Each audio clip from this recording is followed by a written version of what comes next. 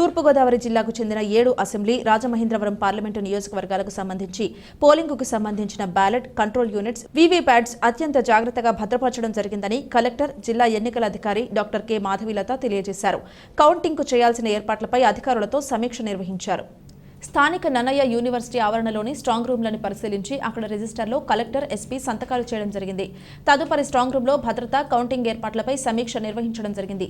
ఈ సందర్భంగా కలెక్టర్ మాధవీలత మాట్లాడుతూ జూన్ 4వ తేదీన పోలింగ్ అయిన ఓట్ల లెక్కింపునకు ఇప్పటి నుంచి ఎన్నికల కమిషన్ నిర్దేశించిన మార్గదర్శకాలు ఖచ్చితంగా పాటించడం, ఆ మేరకు సంబంధిత నివేదికలను నిర్ణీత సమయం అనుసరించి సమర్పించాల్సి ఉంటుందని ఆదేశించారు. పోలైన ఈవీఎంలు భద్రపరిచే క్రమంలో category A, B units, category సిడీలకు చెందిన యూనిట్స్ భద్రపరచడంలో ఎన్నికల కమిషన్ మార్గదర్శకాలు జారీ చేసిందన్నారు. ఆయా యూనిట్స్ సురక్షిత, భద్రత విషయంలో ప్రత్యేక జాగ్రత్తలు తీసుకోవాలని కోరారు.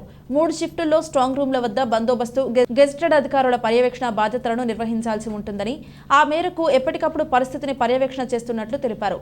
సీసీ కెమెరాలు ఏర్పాటు చేసి నిరంతర నిఘా పెట్టినట్లు తెలిపారు. 1-2 సార్లు ఎన్నికల కమిషన్ మార్గదర్శకాల మేరకు స్ట్రాంగ్ రూమ్లో ఎటువంటి షార్ట్ సర్క్యూట్ జరగకుండా విద్యుత్ సరఫరా నిలుపుదల చేయాలని ఆదేశించారు. ఎస్పీపీ జగదీష్ మాట్లాడుతూ స్ట్రాంగ్ రూమ్ వద్ద 144 సెక్షన్ అమలులో, కౌంటింగ్ ముగిసే వరకు అమలులో ఉంటుందన్నారు. రిటర్నింగ్ అధికారులు N Tej Bharat, K Dinesh Kumar, Ashutosh Srivastav, A Chaitravarshini, M Madhuri, R V Ramana Naik, K L Sivajyothi, అదనపు ఎస్పీలు L Chenchireddy, Krishna Naik, DSP K Srinivasulu తదితరులు పాల్గొన్నారు.